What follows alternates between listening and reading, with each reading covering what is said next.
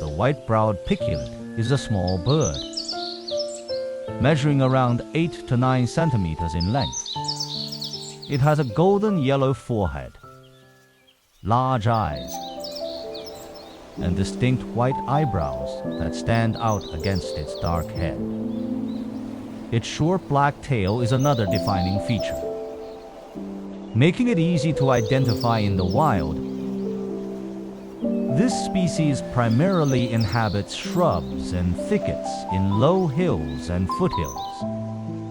It is a swift flyer with agile movements and is often seen foraging alone. It feeds mainly on ants and other small insects. In China, it is mainly found in the southern and southwestern regions. White-browed piculets nest in tree cavities, with the breeding season occurring between April and June. Each clutch typically contains 3 to 4 eggs, and both parents take turns leaving the nest to forage and feed their young. This species is in China's list of state key protected wild animal species.